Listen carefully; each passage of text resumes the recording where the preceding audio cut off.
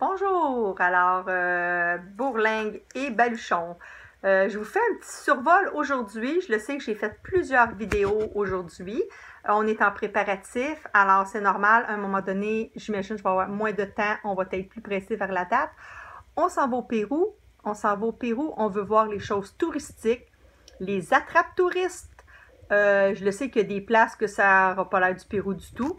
Alors, mais on veut les voir pareil. Mais je vous dirais qu'on veut aussi voir les choses que les gens ne voient pas. Le Pérou, c'est une grande industrie touristique. Il mise beaucoup sur beaucoup de choses. Je sais très bien que 3 semaines, ça va passer comme ça. Mais quand même. Alors, je vous montre un petit peu la map très rapide pour vous dire à peu près ce qu'on veut faire, ce qu'on veut voir. Alors, ici, j'ai la map. Je sais que c'est poche de vous montrer ça comme ça, mais c'est pas grave. Alors, ici, on atterrit à Lima. C'était le vol le moins cher. On part de Montréal. Montréal, on fait un arrêt au Mexique. Et de Mexique, on s'en va à Lima. Alors, il y a des mots à coucher dehors que je ne sais pas, je vais être capable de prononcer aussi. Alors, Lima, on atterrit. On a le choix de visiter Lima le lendemain. On arrête, on atterrit. Il va être comme 23 h le soir. Donc, le lendemain, on a le choix de visiter tout de suite le Pérou ou de prendre et de s'en aller immédiatement à Nazca. Nazca, c'est quoi Nazca? Beaucoup ne savent pas c'est quoi Nazca. Moi, j'ai vu, j'ai fait « Oh boy! » Alors, Nazca, c'est dans un désert, on voit des traces d'animal. Ils ne savent pas ça vient d'où. Ça pourrait être l'irrigation des champs. Ça peut être un peu n'importe quoi.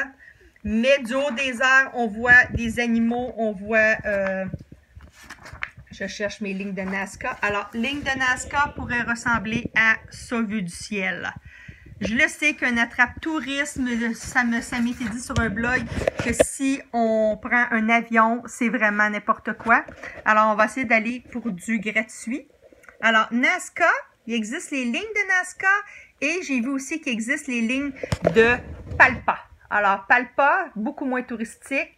Ce n'est pas des animaux. Je pense que c'est les 7 personnes de la royauté qui sont décédées il y a bien des années, bien des millions d'années, des milliers d'années.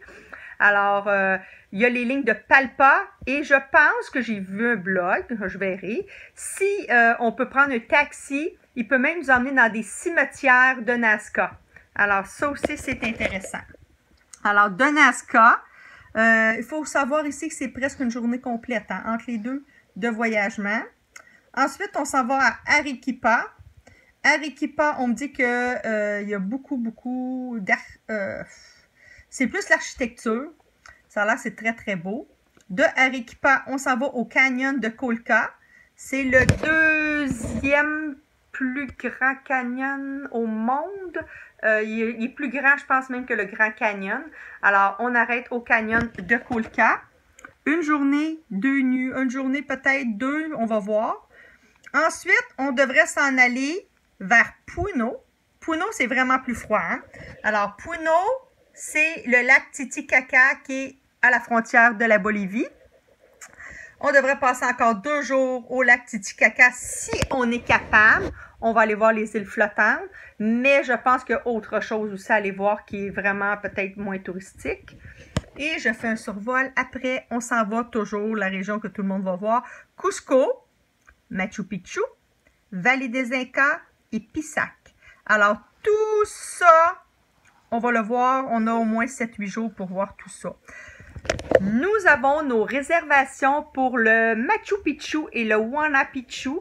Ça là, c'est vraiment bien. Le Huayna Picchu, c'est comme l'autre montagne à côté. Donc, tu peux monter sur le Huayna Picchu et prendre des photos du Machu Picchu. Nous avons notre réservation pour le 4 août. Alors, le 4 août, très tôt le matin à 7 h, nous serons en haut du Machu Picchu pour notre visite aussi avec le Huayna Picchu.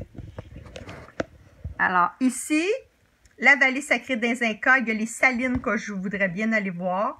Il y a la montagne ici, ce que je vous parlais, la montagne aux 7 couleurs, le Vinicunca. Alors, la montagne aux 7 couleurs. Il y a beaucoup de choses à voir dans cette région-là. Donc, c'est un petit survol. Alors, le 4 août, nous serons en haut du Machu Picchu. Bye bye!